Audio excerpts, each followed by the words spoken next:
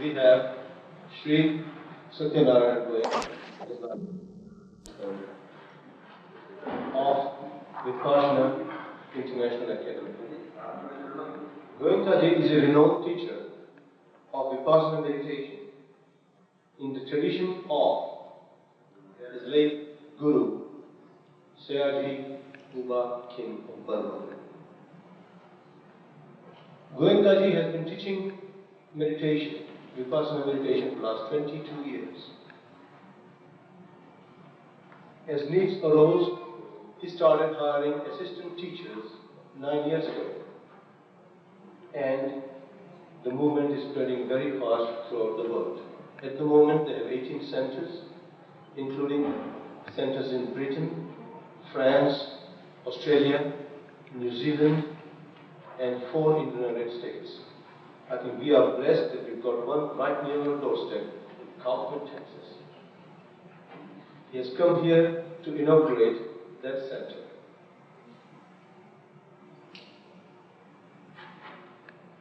Now, without wasting any more of my time, I would hand over to Anapana.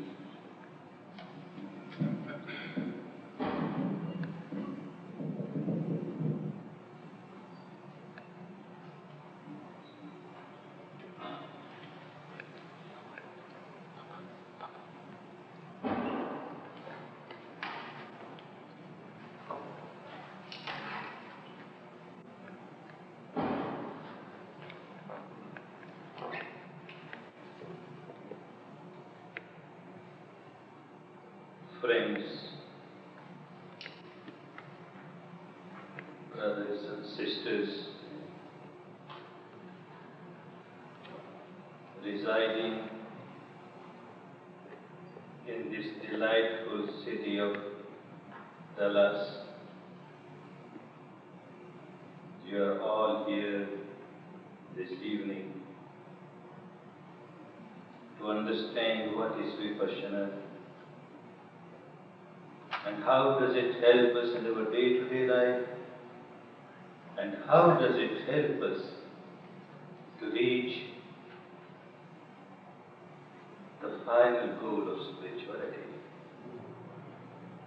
full liberation from all the bondages of mental defilements.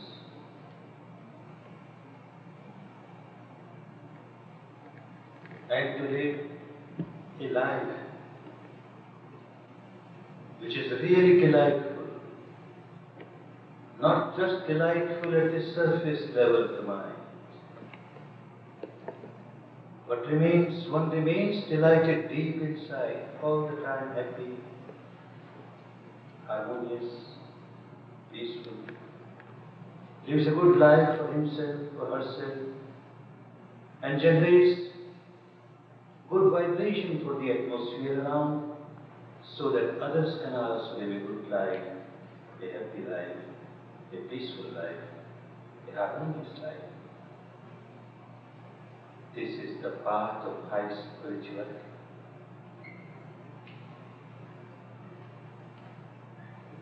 A very ancient path of India. Vipassana is a very ancient path of India. Very high, laudable words are there in the most ancient scripture that we have. The Vedas are the most ancient scriptures. And amongst the Vedas, the Rig Veda is the most ancient.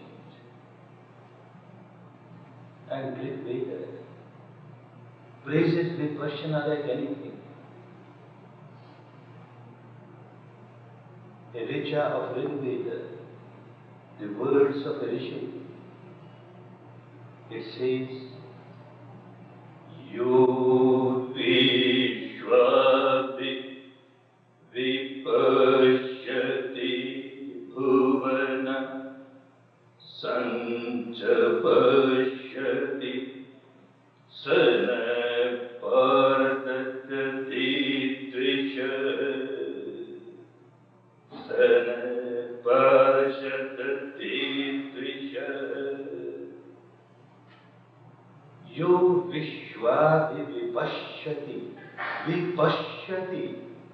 One who practices Vipassana. This is the Rishi of Rig Veda says. One who practices Vipassana. And how? Vishwavi. Vishwa ki abhimukh hogar. Observing the truth, the reality of this universal phenomenon. One practices Vipassana. Sancha pashyati. In a proper way. What is the proper way? The proper way is to observe. Vipassana is to observe. And the proper way of Vipassana is to observe the reality as it is. Not just as it appears to be. Not just as it seems to be. But as it is. In its true nature. In its true characteristic. Observe it objectively. Without identifying yourself with the phenomena that is manifesting itself, without reacting to this phenomenon, without reaction of craving, without reaction of aversion, that is samyak. Samyak darshan is samyak pashyan, sampashyati, sancha pashyati, sana parashadati vishaya. Such a person transcends the entire field of negativity. This person cannot have a trace of negativity. This person gets liberated from all the defilements of negativities. A liberated person. Vipassana was there in India long, long ago. But unfortunately, when people don't practice it, it just remains a part of a scripture. We may just recite it like a prescription given by a doctor. The prescription of medicine, we keep on reciting it. We don't take medicine, it doesn't help. And this is what happened 25 centuries back. Nobody was practicing it. They had high opinion of Vipassana, but nobody was practicing it. The entire country got involved in weird rites, rituals, religious ceremonies, and all that. The real practice was lost to the country. Fortunately, a great son of the country came out of the householder's life, a princely life, in search of the truth. After all, why there is misery all around? Misery all around. He lived in a palatial dwelling, a prince, a royal prince. And so, the misery not only outside, but misery also inside. Everywhere there is misery. After all, there must be some cause of misery. Not these apparent causes, but there must be a deep cause for misery. I must make a search of that. And if there is a really deep cause of misery, there must be a way to eradicate that deep cause of misery. I must make a search of that. And the way how to eradicate this deep cause of misery, I must make a search of that. And he went out in search of the truths. Truths of the law, the universal law. He worked in different ways, tried all the different techniques which were available to the country at that time, was not satisfied. Kept on working. One thing was clear, that the cause of our misery does not lie outside. It appears to be so. Something has happened outside and we become very miserable. So at the apparent level it looks that I am miserable because of something unwanted happened outside, or something wanted did not happen outside. That is the apparent cause. There must be some other deep cause, because the misery arises inside. The incident is outside, but misery is inside. Let me see what happens, how it arises. And he started making a journey inside. Leaving aside all the beliefs, the dogmas, the philosophies, the rites, the rituals, the ceremonies, without condemning them, leave them aside. Let me make a search of the truth. He started investigating the truth within the framework of the body, exploring the truth from the gross apparent level, penetrating, piercing, going deeper and deeper, experiencing subtler truths, subtler truths, subtler truths. He explored the entire field of matter. He explored the entire field of mind. He explored the entire field of mental contents. From the grossest apparent truth to the ultimate truth pertaining to mind and matter, and then transcended that field. Transcended the field of mind and matter, transcended the field of entire sensorium, indriyati, bhavati, lokati, and he experienced the ultimate truth, which is beyond mind and matter, the truth eternal. The entire field of mind and matter, he realizes the field where things keep on arising and passing away, arising and passing away. Anitya, Nashwar, Bhangur, Vinashi. And when it transcended this entire field, he experienced something which is Avinashi, Nitya, Shashwat, Dhruv, Amrit, where nothing arises and nothing passes away. That is something to be realized. Merely accepting it at the devotional level. Because our Vedas say so, our Vedanta says so, our Gita says so, our Tipitaka says so, our Agam says so, our Guru Granth Sahib says so, and you just accept it, it does not work. It does not help you. Or you accept it because you try to intellectualize it, rationalize it, and you accept, well, when there is something which is ephemeral, which is impermanent, then opposite to it there must be something which is eternal, and therefore I accept that there is something eternal. That acceptance alone will not help. One has to realize this truth, and one cannot realize the truth of the ultimate eternal truth, which is beyond mind, entire sensorium, all the sense organs stop working there, and you experience something beyond that. It cannot be experienced unless your mind is purified. Purified not just at the surface level, but purified at the depth level. Having walked on the entire path, he realized it is so true. It is so true. And when he reached that stage and experienced the whole thing, he announces, Ubbe anansutte sudhammesu chakkhum udapari. I got my inner eyes open in a truth, in dharma, about which I never heard. Look, he says, I never heard this truth. And he was the prince. And his father was very careful to give him all the teachings prevailing in India at that time, all the philosophies, all the scriptures. He had studied everything, and yet he says, Ubbe ananusuttesu, something that he has never heard before. He must have read the Vedas. He must have heard this vichar. Yo Vishwa Vipashyati Bhuvana. Vipassana is there. And he says something he had never heard. Yes, he was quite correct. The words did not carry the real meaning. The real meaning of the words were lost.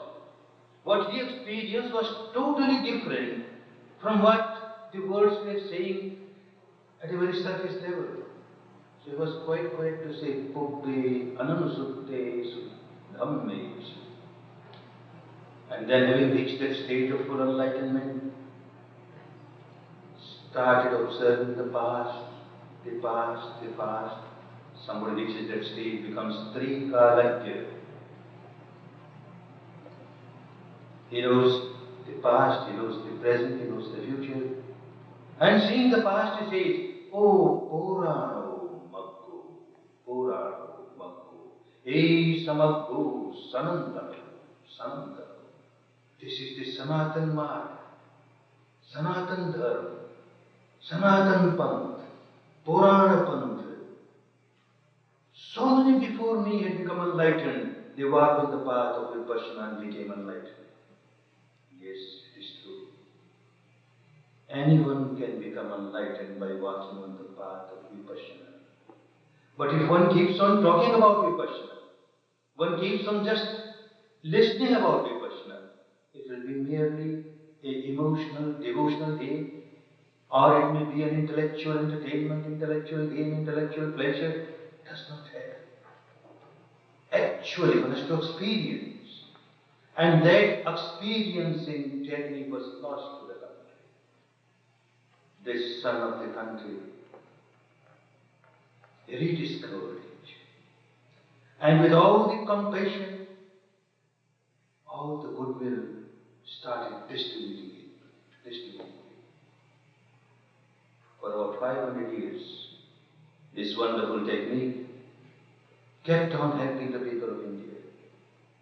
The path of high spirituality, liberation from all the bondages of defilement, experiencing real peace and harmony here and now, in this very life. But unfortunately, after 500 years, this technique got polluted. Ignorant people started mixing up the technique with so many other things. The purity of the technique was lost. And when the purity of the technique was lost, the efficacy of the technique was lost. It stopped giving the results which it should give. And slowly it was lost to the country. It went to different countries of the world. There also, after a few centuries, it got polluted, lost the efficacy, and what got lost.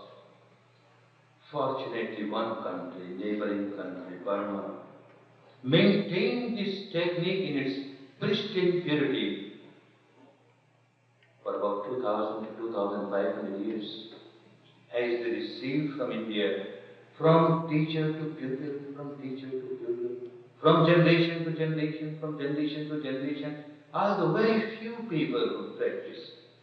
Even today, this country, which has maintained the purity of this technique, very few people are really practicing. All others are involved in their rites, rituals, ceremonies, and they feel happy about it. This technique is maintained by very few people, but it is maintained.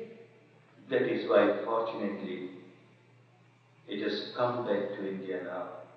And from India it has started spreading around the world. What is this technique? In short, let us understand. We have a vast spectrum, a vast canvas with the spectrum of spirituality of India.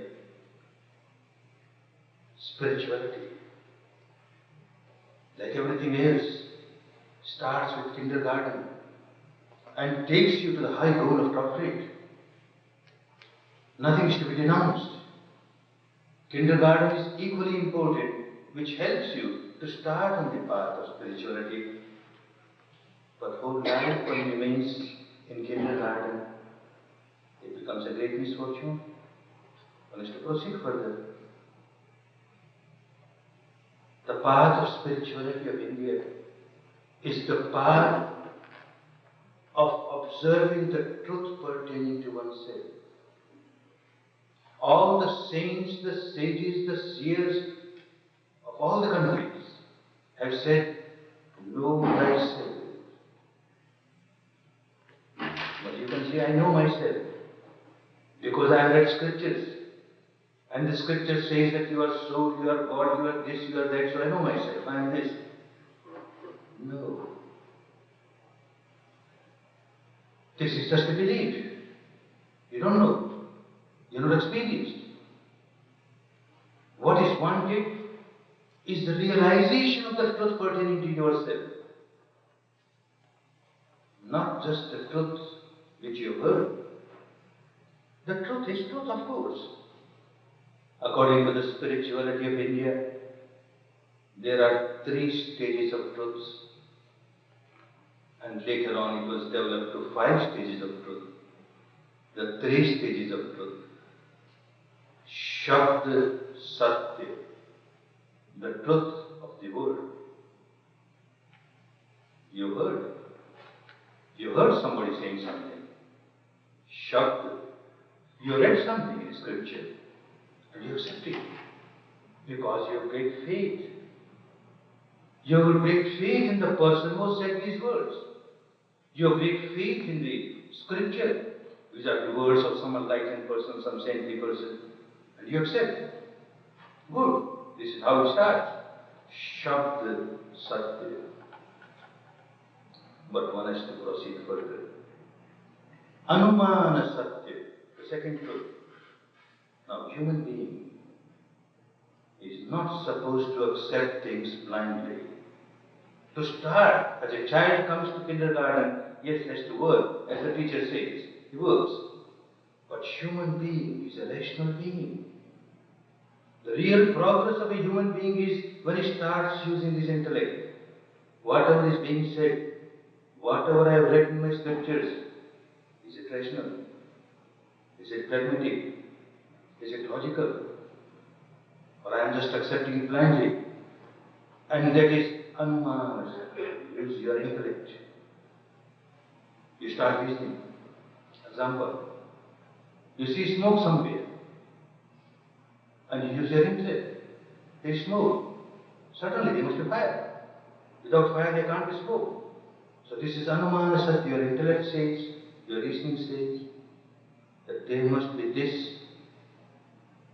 to produce this that I am experiencing. The second step. Accepting the truth at the intellectual level, at the level of reasoning. But that is not enough. The third step. Pratyaksha Satya. The truth that you experience yourself. Whatever you heard, whatever you have intellectualized, may create illusions, may create delusions, may create hallucinations, confusions. But whatever you experience yourself is true. And the saints have said, Kano suni so jhoot sab, aankhon dekhi sach. Whatever you heard from your ears is all untruth. It is untruth because you are not experienced. You are just imagining it. It is untruth for you. Whatever you have seen yourself, this is truth for you. And anyone who is going to walk on the path of spirituality has to walk, starting the kindergarten of Shabda Satya and then proceeding to Anuman Satya. But the real progress starts with Pratyaksha Satya, the truth experienced by yourself. And as you start walking on the path of truth, all the saints of India, they want us to walk on the path of truth. Although the technique was lost to the country for the masses, but when we read the words of all the saints, sages, Kabir, Nanak, Dadu, Mahavir, all, they speak in the same language. Apo jani apova rogan vyape tinota. One who realizes the truth pertaining to oneself comes out of all the mysteries.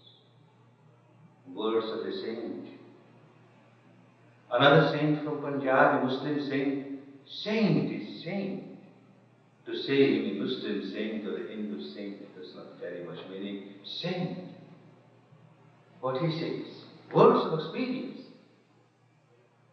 Hashamuttinaha o Rabb pachata jina apna aap pachata. Hashamuttinaha o Rabb pachata. Hasham, the saint says, one who realizes the truth about oneself, realizes the truth about the God Almighty. God Almighty is ultimate truth. You start realizing the truth within yourself, you are coming nearer and nearer to the ultimate truth, which is Amrit. Nothing arises, nothing passes away, which is eternal, the truth eternal. First you have to realize the truth about yourself. And the same thing the great saint Kabir says,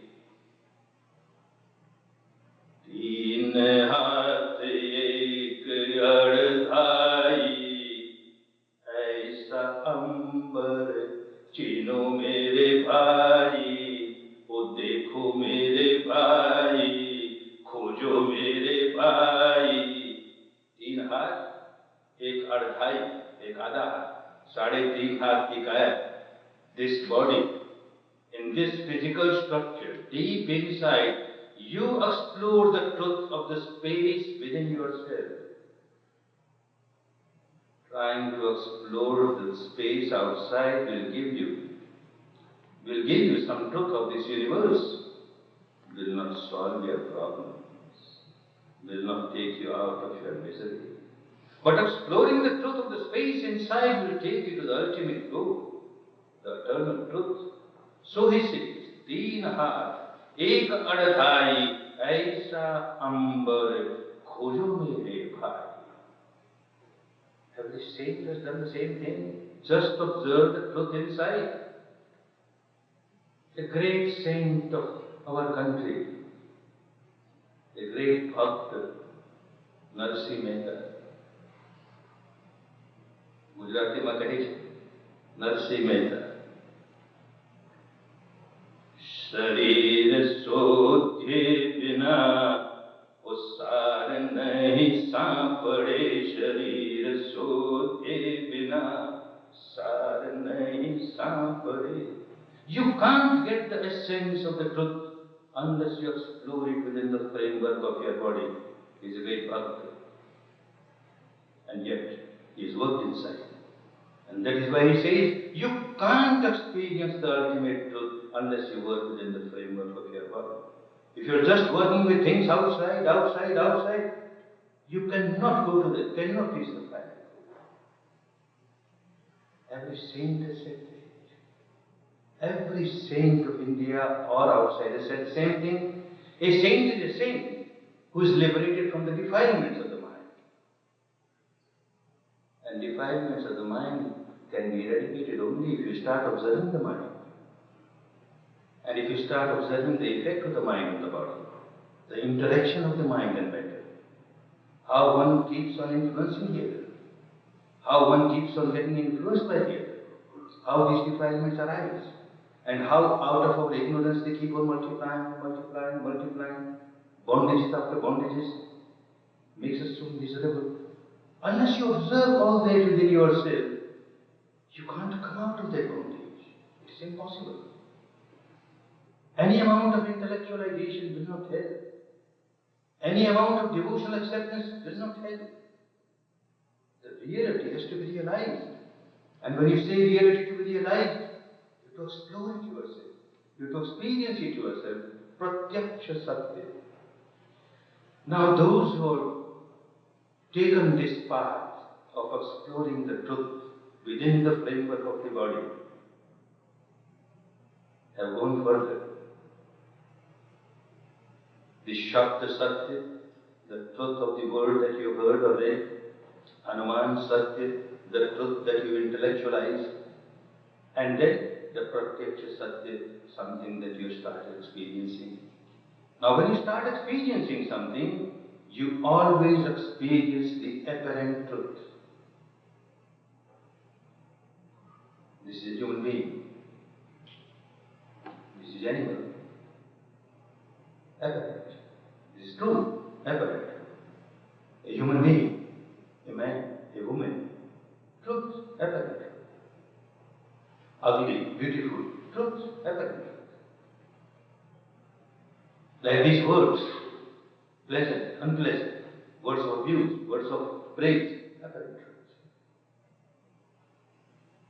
Apparent truth is also truth. Prakata Satya. Bhasman Satya. You experience, you start with that. But that again cannot take you to the final goal unless you proceed further piercingly, penetratingly, dividing, dissecting, disintegrating and dissolving the apparent truth. What one says is a human being, a man, a woman. What is it after all? At the intellectual level, a scientist will say you, nothing. It is just mass of subatomic particles, arising, passing. Yes, a scientist says so. Or a Buddha has said, all the saints and enlightened persons of our country have said, this is nothing but vinashi. Arising, passing. This is not avinashi. This is vinashi, anitya, nashwar, bhangur. But you have not experienced it. And Vipassana helps you to experience it. Whatever is apparent truth, as you start observing it piercingly, penetratingly within the framework of your body, at the experiential level, you are bound to reach the stage where you realize yourself, you experience yourself, that this material structure, which looks so solid, so solidified, intensified, gross, is actually nothing but wavelets, vibrations. And so also the mind and the mental contents, they look so solidified, intensified, like fear comes in the mind, so intensified. Passion comes in the mind, so intensified. Ego comes in the mind, so intensified. Anger comes in the mind, so intensified. It is intensified, apparent, gross truth.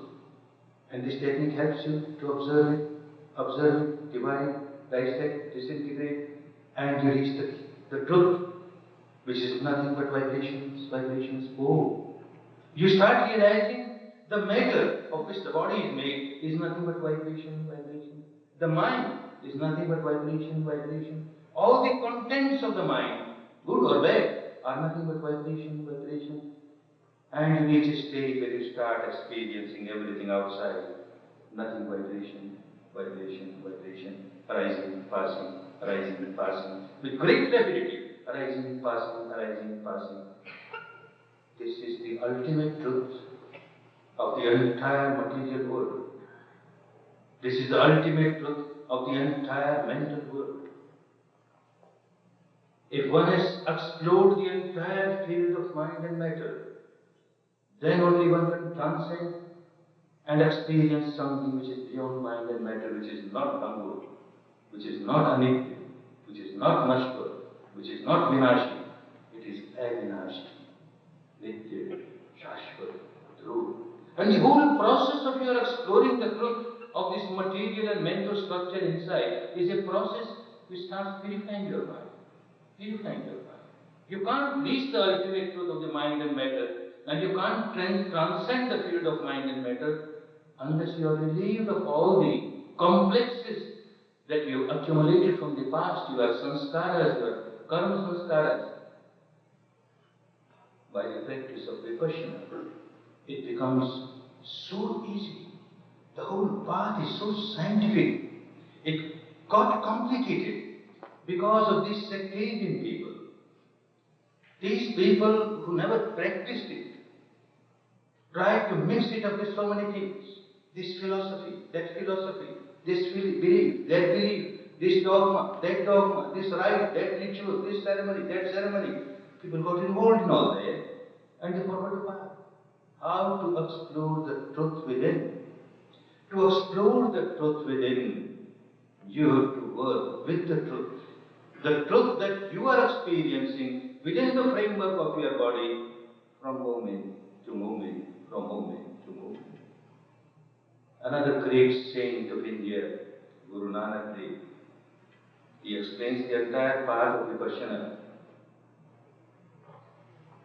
Kim Satyara Hoviye, Kim Kure Tutte Pale, O Hukum Rajai Chalana, Nanak Likhiya Nare, Kim Satyara Hoviye. This is the first and most important requirement of somebody who really wants to explore the truth. Satyara. In Hindi, you have the word, in all the Indian languages, you have the word Dukhyara. Dukhyara is somebody who has got no trace of happiness. Dukhyara. You have the word Sukhyara. Sukhyara, who is not suffering, not miserable. Satyara. He coined a new word and gave the language of India, Satyara. Kim Satyara Hovi. Satyara is somebody who will work with the truth, nothing but truth. And that is how he explained Adi Sach, Jugadi Sach, Heavy Sach, Nanak Hosi Sach. You start with the truth, and every step nothing but truth, truth, truth. You are bound to this ultimate truth. If you get involved in imaginations, if you get involved in speculations, if you get involved in all kinds of imaginations, visualization, or creating something by verbalization, it won't take you to the final. The truth that manifests itself from moment to moment, from moment to moment, keep all your beliefs, your dogmas, your philosophies aside. Don't allow them to interfere. Kim Satyara Hoviye, Kim Kure Tutte Pa. All your beliefs, which you are not experienced, however true they may be, you are not experienced. For you, they are not truth. It may be a truth for an enlightened person, for a saintly person, not truth for you. And you keep on believing it. And when you keep on believing it, you create a screen and you are not experiencing your own truth. Leave it aside. Kim Kure Tutte Pa. Hukum Rajai Chalana. Then you start experiencing the truth of the law of nature. Hukum Rajai. Kya hukum hai uska? Kya raja hai uski? What the law of nature wants us to do. Or if you say what the God Almighty, the Supreme Power wants us to do. What is the law? If you break the law, you will be punished. If you live the life in line with the law, you will be rewarded. And what is the law? As you go deep inside, it will become so clear. The law is that as soon as you generate any defilement in the mind, anger, hatred, passion, fear, animosity, jealousy, any impurity in the mind, the nature starts punishing you. You become miserable. Then and there. Not after the death. Of course, after death also misery is there. But even now, the nature starts punishing you now because you have started generating anger, hatred, ill will, animosity, passion, fear. You have lost the balance of your mind. You have lost the equanimity of your mind. You have lost the peace of your mind, the tranquility of your mind. Nature started punishing you. This is law of nature. And when you are free from these defilements, your mind is pure mind full of love, full of compassion, full of goodwill for others. Nature starts rewarding you. Not after death. You will get something after death, no doubt. But now, here itself, at this very moment, when my mind is free from negativities, when my mind is full of love, compassion, and pure mind, nature starts rewarding me. I feel so much of peace, so much of harmony, which I cannot get anywhere in the worldly life. Deep inside, I start experiencing it because the mind has become pure. It has developed the qualities of love, compassion, goodwill. This law of nature, this is what he is pointing to. Hukuma Rajai, the law of nature. This is what the nature wants. This is what the Almighty wants. You call it by any name. And this law you can't find in any scriptures. Nanak Likhiya Nar. The whole law is written inside. within you. Keep on observing it. Keep on observing it. At the experiential level, it becomes so clear. Look, I have broken the law, and I am suffering. Look, I have not broken the law, and I am enjoying. The law becomes so clear. Hukum rajai chalana. Then you start walking on the path which is in accordance with the law of nature. This is what Vipassana teaches. People come to 10-day courses. The first thing they start, they take a vow that at the physical level and the vocal level, we won't perform any action which will disturb the peace and harmony of others. This is Shila, Sadachar. Every religion, what's the name? Of India or outside anywhere. Every religion teaches the same thing. Live the life of morality, Shila, Sadachar. Don't perform any action at the physical level which harms other people. Don't perform any action at the vocal level which harms other people. Don't kill. Don't steal anything. Don't have any sexual misconduct.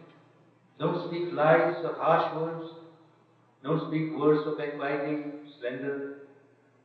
These four things are very important to live the life of morality. It becomes very difficult to live the life of morality when one starts getting intoxicated, taking intoxicants. So don't take intoxicants. These five, Sadachar, Shila. You start with them. And then you are asked to observe the reality within yourself. Sit down quietly. No physical action, no vocal action. Now see what's happening. And you find the flow of breath. You just observe the breath. Flow of breath. The truth, the apparent truth. You're not imagining anything. You're not visualizing anything. You're not verbalizing anything. This is the natural activity. So long as you're alive, the breath comes in, goes out, comes in, goes out. You observe, observe, observe. Within 2, 3, 4 days, you start observing subtler reality pertaining to your material structure, the entire material structure. Initially, you start with very gross, apparent truth, like pain on the body, pressure, heaviness, heat, perspiration, etc. And if you work exactly as your guide will ask you to work in Vipassana, the traditional way of Vipassana, just observe, don't react, just observe. Sakshi bhav, tatastha bhav, not bhokta bhav. Reacting is bhokta bhav. You have to come out of the bhokta bhav and get established in Sakshi bhav, drashta bhav, tatastha bhav. And that's how it starts working. All this apparent gross truth which has manifested itself starts getting divided, dissected, disintegrated, and you reach the stage where you experience yourself, the entire physical structure, the entire mental structure. The combination of the two is nothing but vibration, vibration, vibration. The enlightened person of our country, all the enlightened persons of our country, or of the world, have said the same thing. Sabbo pachalito loko, sabbo loko pakampito, pakampito. The entire universe is nothing but combustion and vibration. Combustion and vibration. Things arising, passing, arising, passing. You start experiencing it within the framework of your body. The entire solidity will get dissolved. In some cases, maybe in one 10-day course, in other cases, maybe 2 10 days, 3 10 days. It all depends how you work. If you keep on mixing your own beliefs, your dogmas, your philosophies, then it takes time. If you work just as a scientist, a research scientist, you are here to explore the truth that you are experiencing.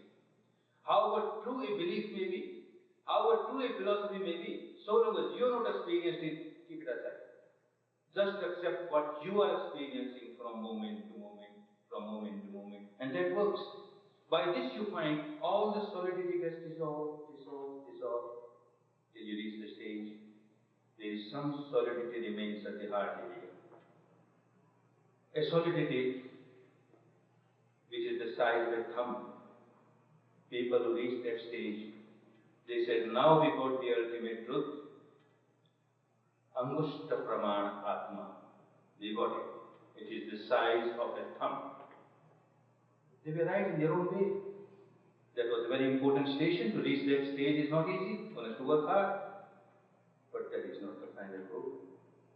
Others kept on working. Even with this thumb-like area, which one says it is my soul in the deep cave inside, which is the turtle. Others who thought, let's examine this also. And they kept on working, piercing, penetrating, dividing, dissecting, disintegrating. They reached a stage which was the size of a sesame seed. Till they see. And he said, I reached the goal. No. Still kept on working on it, like a thin thread. Kept on working on it. That also got broken. Chandati hridaya granthi, vindanti sarva sanchaya. When this knot of the heart gets dissolved totally, then you experience the truth, the ultimate truth, then there is no doubt in your mind. Because you understand the entire law of the universe. The law, the truth of this side of the sensorium, where this is arising, passing the entire field of mind and matter, and you also explore the field beyond that, which is beyond mind and matter, beyond sensorium, indriyatit, dehatit, something where nothing arises, nothing is space, where nothing arises, nothing passes away, amrit. You experience both. You know the totality of the entire universe and beyond. Those who have worked on it, their words say how they have worked on it. The Kabira, Thakur mil gaya uttil ole, man magan bhaya kya bole. But till the time he was working just with the whole body inside, he didn't reach the final goal. But when he reached to the spot, like a sesame seed, till, and then that got broken. Thakur mil gaya til ole, Sai mil gaya til ole. The Almighty was witness when this was broken. Dhaga tuta, o gagan vinasya. The thread, small little thread, very tiny thread got broken. And then he experienced something beyond that.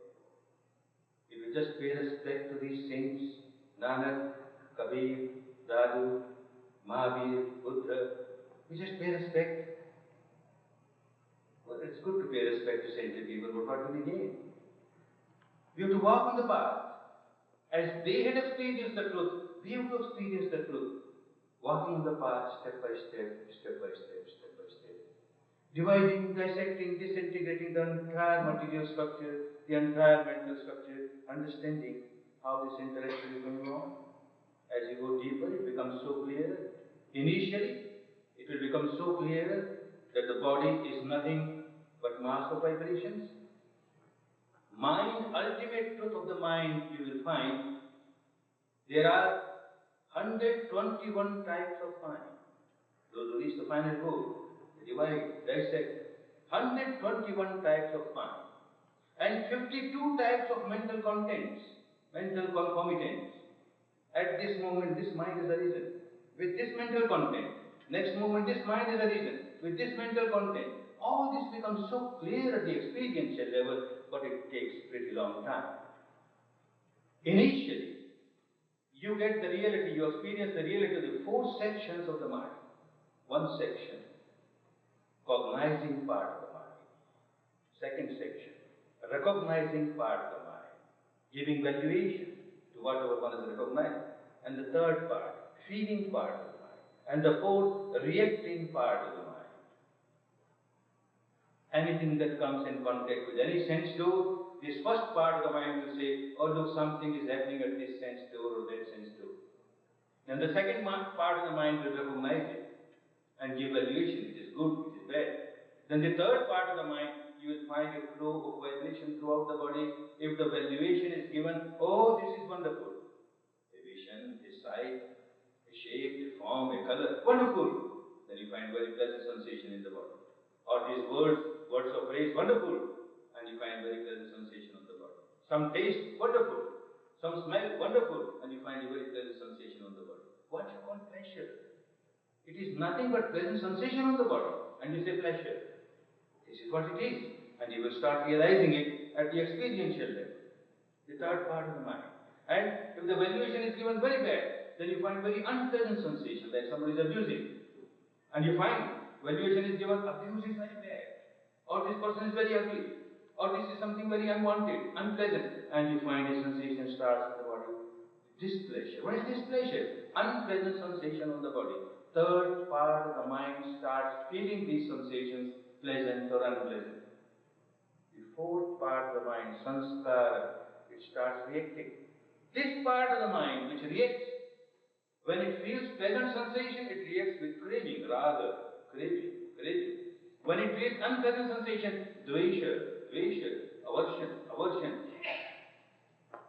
This is what all the saints have said, but you never try to understand. I am born in a very strong, conservative Hindu family, from very childhood, like you all, reciting Gita, without understanding what one is reciting. One of the shloka you also would have been reciting. The meaning was only clear after practicing Vipassana. Otherwise it was just like a recitation of a parrot, meaningless. What the shloka says. Pure Vipassana. Utkramantan Sthitam vapi Bhunjanan gunanvitam Vimudha nanupashyanti Pashyanti jnanachakshuse. Ignorant people cannot practice Vipassana. Only by practicing of Vipassana, you open your eyes of wisdom. This is what Gita says. How? How do you open your eyes of wisdom? Uttakramantam. The first thing that you will start realizing is the first part of the mind, Uttakramantam. It has raised its head. Oh, something has happened. On ear sense door, or eye sense door, or nose sense door, or tongue sense door, or body sense door, or the mind sense door. These are the only sense doors we have. At one or the other, something has happened. Uttakramantam. The second part of the mind, Sthitam. It stays there for some time and tries to understand what has happened. What has happened at the ear sense door? What has happened at the eye sense door, or nose sense door, or tongue sense door, or body sense door, or mind sense door? Sthitam. And by staying there, it recognizes, oh, these are the words of praise, these are the words of abuse. This is a man, this is a woman, this is ugly, this is beautiful. These are the job of the second part of the mind. It gives valuation, good, bad, and immediately sensations start in the body. There is a flow of vibration, pleasant or unpleasant. And then you start relishing it, reacting to it. Bhunjan. Bhokta bhav shuru ho gaya. You started bhunjan.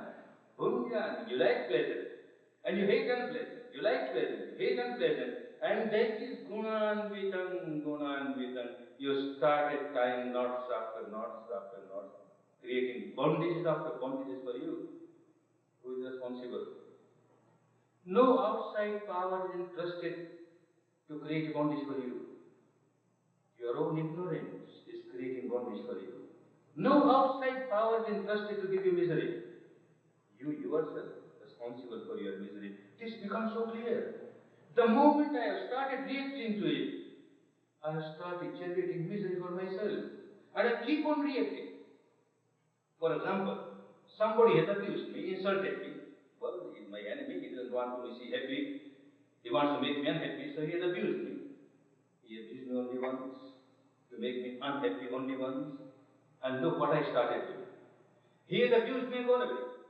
But I keep on remaining unhappy for hours together, sometimes for days together, for years together. Who is responsible? He abused only once, to make you unhappy only once. That itself was wrong. If you were a good Vipassana meditator, you would not have accepted that bad present given by him, the present of abuse. You would have smiled, I don't accept. You are present with you.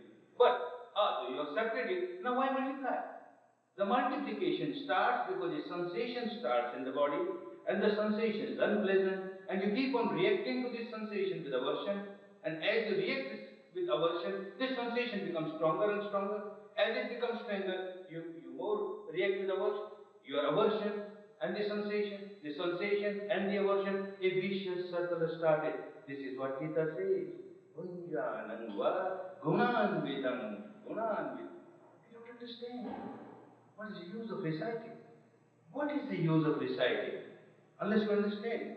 And even if you understand at the intellectual level, how is that going to help you? At the actual level. When you start realizing this truth at the actual level, look, I have started tying knots. Gunanvitam. I have started tying knots. I have started bondage for me. I have started generating misery for me. And look how I am multiplying it. Gunanvitam, gunanvitam, gunanvitam. Continues. Ignorance. What else? Ignorance cannot go away by listening to these discourses. Ignorance cannot go away by reading scriptures. Ignorance cannot go away by taking high degrees. Cannot help. Your own experience. Vimudha nanupashyanti pashyanti jnana chakshuse. Everyone remains vimudha, ignorant, unless you start experiencing yourself. Otherwise, it's all talk, intellectual entertainment. It doesn't help. Devotional entertainment. It does not help. Actual realization of the truth. That is what is needed. And all our saints, sages, all our scriptures, full of that. Technique is lost. The path is lost. Then everything is lost. When people keep on walking on the path, then the path is path. It takes you to the final goal. People stop walking on the path and they keep on talking about the path. High words about path. Oh, wonderful, this path is so wonderful.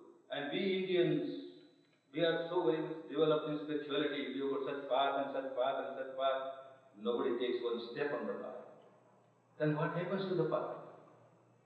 Grass grows over it, bushes grow over it, trees grow over it. Path is lost. You can't recognize where the path is. And if you try to, you find scorpions and serpents and centipedes all there. Because you're not walking on it. The path is lost. Our misfortune. The time and again, enlightened persons, saints and sages find out the path and they give us, this is the path, you walk over it. We walk for some time, one generation, two generations, three generations, then forget all about it. And again turn to rites and rituals and ceremonies and dogmas and philosophies and discussions. That doesn't help. Direct experience is the only way of final goal. And that is, fortunately,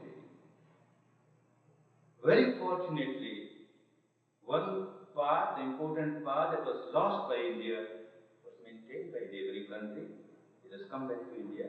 People of India have started accepting it. And I see around the world, because the path is so scientific, so rational, so non-sectarian. A Hindu can practice it and remain Hindu for the whole life. A Muslim can practice it and remain Muslim for the whole life. A Buddhist can practice it, Jain can practice it. It makes no difference. Because the melody is universal, not sectarian. When I generate anger, what's sectarianism about? I have to experience misery. You can't label this anger as a Hindu anger or a Muslim anger or a Buddhist anger. Anger is anger. And the misery that you experience, you can't label it a Hindu misery or a Muslim misery or a Buddhist misery. It is misery because I am generating negativity. And if I am free from negativity, I enjoy peace and harmony. You can't label this peace and harmony. This is Hindu peace and harmony, this is Buddhist, this is Jain. Nothing to it. Peace is peace. Whenever you are free from negativity, you enjoy this peace. Very universal. This was the biggest contribution of India to the world. May it arise again and help the people of India, in India and outside, and so also people of other countries outside. A few words of advice, because most of you are NRIs, non-resident Indians, having stayed in your country of adoption. I have remained an NRI for major part of my life, living in Burma, from 4 generations, was born there. I can understand the mentality, the psychology of NRIs. So, a few words. You adopted this country. You are living in this country for your livelihood. The Dharma says that you should be faithful and loyal to this country. You should be grateful to this country which has given you so much opportunity to develop in the spiritual field, in the material field. How you pay back this debt of gratitude? You give something in return. Well, you are giving your intellectual ability in helping the development of the economy of the country, but that is nothing.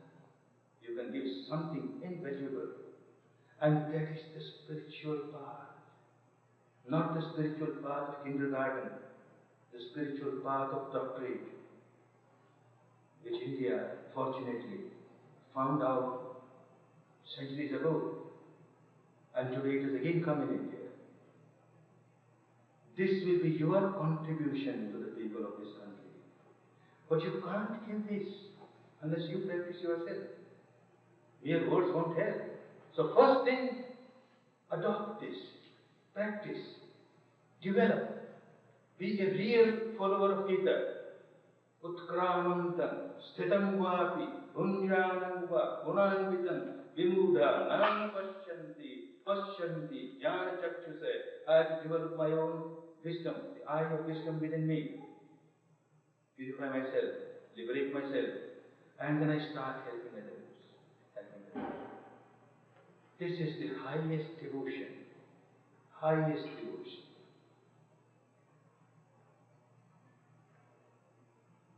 Gita keeps on praising about highest devotion.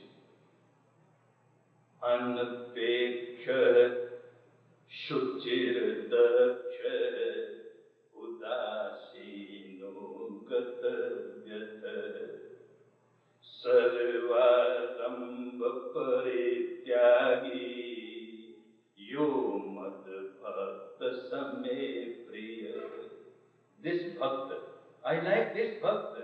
What kind of bhakta? Anapeksha, was got no cravings, no clingings. Anapeksha. Shuchir daksha, who is pure in the heart and has got the technique to purify the mind. Whenever impurity comes, he is daksha, is perfect to purify. Shuchir daksha, udasino, remains equanimous, balanced in every situation. Gatavyatah, free from all the miseries. When one reaches that stage, sarva ramba parityagi, one does not give a beginning, a start of negativity. Even the negativity cannot start at the deepest level, because you are aware at the deepest level of your mind, sarva ramba parityagi, anarambhi, आरंभ ही नहीं होने, न राग का आरंभ होने दे, न द्वेष का आरंभ होने दे, किसी विकार का आरंभ नहीं होने दे. यो मद भक्त समे प्रिय. I like such bhakta. The Krishna says, I like such bhakta, but we don't want to become such bhakta. Then how Krishna will like us? Be such bhakta, and Vipassana helps you to become such bhakta. May all of you who adopted this land, the land of prosperity, the land of progress, make use of this spiritual path of your ancient sages and saints, an enlightened person. Come out of misery yourself. And then with all the love and compassion and goodwill, start distributing. This will be your biggest contribution to this country. May all of you enjoy real peace, real harmony. May all of you be successful in generating peace and harmony for others. Peace and harmony.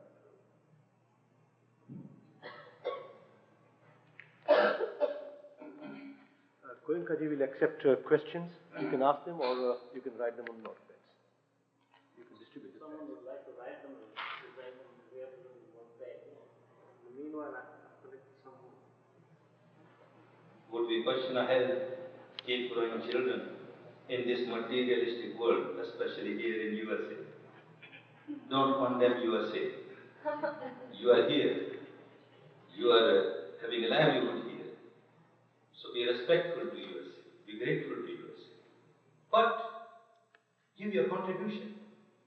You can give this contribution by first practicing Vipassana yourself, and then the next generation, the children here. If the children keep on rolling only in this material wealth, then you've given nothing to your own children. What can you give to others? First develop yourself spiritually. And the Vipassana is such an easy path. and such a rational, such a scientific path. No blind belief, no blind faith, and such a non-sectarian universal path. You can easily practice. Of course, you have to go 10 days of your life to learn this technique. And then you will find the next generation will get it. I have been coming to this country last 10 years or so, and I have been visiting many Indian families here. The one problem that keeps on worrying them, what about my coming generation? What about, I have somehow I have maintained the culture, the dharma, but these people, these boys, these girls, what will happen to them? I say, what's happening to you? Must come out of your own misery. You have lost your own spirituality. Develop that spirituality, and then you can contribute, you can give to your next coming generation, and you can give to others also. Make use of this opportunity. How would a businessman do when he starts practicing Vipassana meditation? Vipassana meditation is for everyone. And a businessman needs it much more. Because I come as a businessman. I came in contact as a businessman, as an industrialist. I know the problem of a businessman, as an industrialist. We keep on tying knots the whole day. Tension after tension, tension after tension. Ups and downs come in the life, we become bundle of tensions. There must be something to help us to come out of this tension. We can relax, have shavasana, and we say we are coming out of tension. But that is only at the surface level. Deep inside, the knots are there, and if you be multiplying those knots, how to come out of those knots? Vipassana is very important for people who are householders and people who are at important posts. Maybe businessmen, maybe engineers, maybe doctors, whatever important post you are having, Vipassana will help you. How is it possible to offer the course free? Well, if it is not free, then it is not dharma. How can you give a valuation to dharma? How can you say the value of dharma is $100 or $200 or $1,000? It's invaluable. The moment you start charging for the teaching, dharma is lost. Then everybody who comes here to make money, one who comes here to teach dharma also comes to make money. So the tradition of dharma is either you are a recluse, a monk, does not touch money, does not give money. If you are a householder and you are teaching dharma, you must have your own means of livelihood. And this is a free gift. Whatever you have learned, you got, you are distributing free. Well, the question arises on how this course is. Those people who take courses, take it freely. But then at the end of the course, they feel that this is such a wonderful jewel, it should be distributed to others. And how can it be distributed to others? My contribution, less or more. Somebody doesn't give anything, nobody questions. Somebody gives maybe $100,000. Nobody gives special thanks to it. It is your own volition. The meditator who comes feels that this technique must spread for the good of others. And this is how it is spreading. Last 21 years or so. There is no charges for this, not even for boarding and lodging. Not to speak of the teaching of dharma, the technique. The teacher does not get anything. The assistants do not get anything. Those who serve there, the managers don't get anything. Nothing. No material gain. No gain even in the name of name or fame or status or power. Nothing good. In a very humble way, you just distribute. You just distribute. And this is dharma, pure dharma. I have one question which is really on behalf of some of our senior mothers here who are not very familiar with English. Yes, in Hindi. Ask in Hindi, I will reply in Hindi. So they've asked me to ask is, why is it that we need 10 days for the course? Is there any way that we could reduce that number of days? Achha, for the good of those people who don't understand English, let me reply in Hindi. Please. क्यों 10 दिन? किस लिए? बात तो सीधी सी है, सांस को देखना है, सांस को देखते देखते देखते फिर क्या संवेदना होती है, क्या अनुभव होता है, उसको देखना शुरू कर देंगे तो सारी बात तो 15 मिनट में समझा दी जाए, घर बैठ के करो, होता नहीं।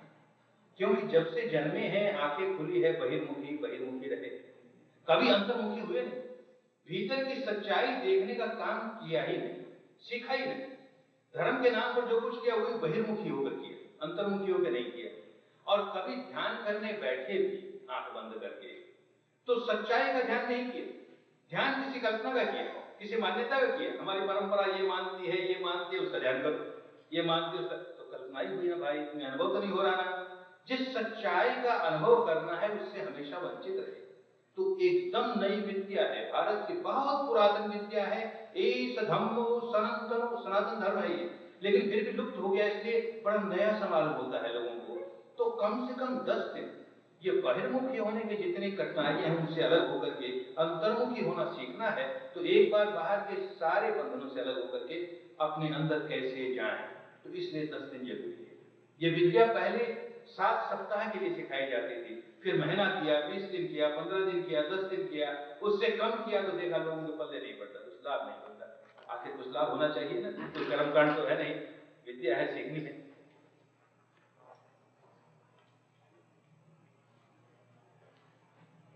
उपासना और विपश्यना में समानता और अंतर की व्याख्या करें। उपासना, उपासना माने समीप बैठना, परम सत्य के समीप बैठना, उसे हम चाहे ईश्वर कहें, उसके समीप जाना, ये उपासना।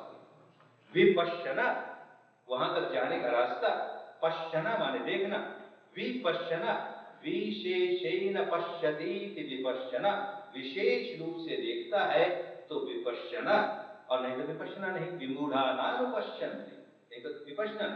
हम कैसे विशेष रूप से देखें? दृष्टा भाव से देखें, साक्षी भाव से देखें, तटस्थ भाव से देखें तो हम सही रूप से, सम्यक रूप से देख रहे हैं। भोक्ता भाव से देखते हैं तो सम्यक रूप से नहीं देखते, क्योंकि भोक्ता भाव से देखेंगे तो राग जागेगा, अच्छा लगेगा राग जागेगा, बुरा लगेगा द्वेष जागेगा। तो हमारे आंखों पर राग का चश्मा, रंगीन चश्मा आ जाएगा, हमारी आंखों पर द्वेष का रंगीन चश्मा आ जाएगा, वो रंग हमको दिखाई देगा, हमको सच्चाई नहीं दिखाई देगी।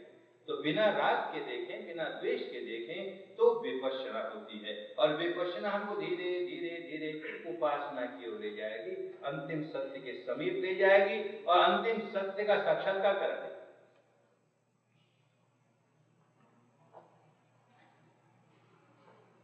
As it not to help any kind of illness. Vipassana is not to cure your physical diseases. Understand, when I went to my teacher for the first time, I was a patient of a severe type of migraine headache, and I went to different countries around the world, including this country, and the best doctors could not help me. Every 15 days I would have a very severe attack, and they would give me morphia and nothing else. Slowly there was a danger of my becoming morphia addicted. So somebody advised me, why not take this 10 days course? Perhaps this will help you. Because this disease is psychosomatic disease. If your mind becomes pure, you will be free from it. I went to my teacher, a very saintly person. But when I told him I am a patient of migraine, I come here to get rid of migraine, he says, no, sorry, doors are closed for you. I cannot take it. This is such a high spiritual path, and you want to use it for this trivial misery of yours. You are devaluing. You come for this high spiritual path to come out of all the miseries of the universe. And then this as a byproduct will help you. And yes, it helped. When I understood, yes, this is a high spiritual path, I should not devalue it, I should give proper value to it, and then I started working, I got all the benefit from it. So all those diseases which are psychosomatic will automatically get eradicated. But even pure physical diseases we have found, if the mind remains healthy, it has a very good effect on the body, even the body. So this technique is to make the mind healthy, and other thing pertaining to body is just a byproduct. Why does our mind produce so much negativity? This is what you have to understand going deep inside. The problem of your misery will get solved. Vindanti sarva samshaya. Chandanti sarva, all the doubts will go away. Because you will experience as to why this negativity starts, how it starts, and how you keep on multiplying it. You are experiencing it, and then you start coming out of it. When you don't experience it, then at the intellectual level you understand, oh, negativity is bad, I should not generate negativity, and yet you keep on generating negativity. One shloka from Mahabharata, Duryodhana said about his experience. Janami dharmam nacha me pravritti, janami adharmam nacha me nivritti. I know what dharma is at the intellectual level. I know very well what dharma is, and yet no pravritti. I don't walk on that path. Janami adharmam. I know what is against dharma. adharma. And yet I keep on working on that. That was the problem of Duryodhana. That is the problem of everybody. Everybody understands at the intellectual level, this is not good for me, not good for anybody, and yet you keep on doing the same thing. You know at the intellectual level, this is good for me and good for everybody, and yet you can't do. Everybody is a Duryodhana. Because one has not practiced and realized the truth inside. Duryodhana never did it. In spite of all the teachings which were present at that time, he never did it. So he had a very suffering life. Similarly, we also, unless we practice observing the truth, you call it by any name. Name doesn't matter. You observe the truth, understand the law of nature within yourself, and then you understand how you are generating negativity, and you can come out of it easily. You can change this habit. Good. I don't see any more questions, but I see somebody here in the audience who was the main architect in producing the Southwest Vipassana Center in Kaufman. Thomas Christman, I would like you to address the crowd and say the final words. Well, we just wanted everyone to know that we do have a very nice meditation facility available in this area for the teaching of these meditation courses. We'd like everyone to know that we welcome you very strongly to come out and give it a try. If the technique that Goenkaji has described to you this evening in terms of your own culture and history that has brought this technique to America is of interest to you, we would ask very much that you come out just sometime and try it out. You'll find some materials outside, some brochures about the meditation, about the benefits that you get from the meditation. You'll also find some schedules and some application blanks for the courses. So if you can pick some of those up, and if one of those courses meets your schedule, just fill out the form and send it in. We'd be just delighted to have you. Thanks for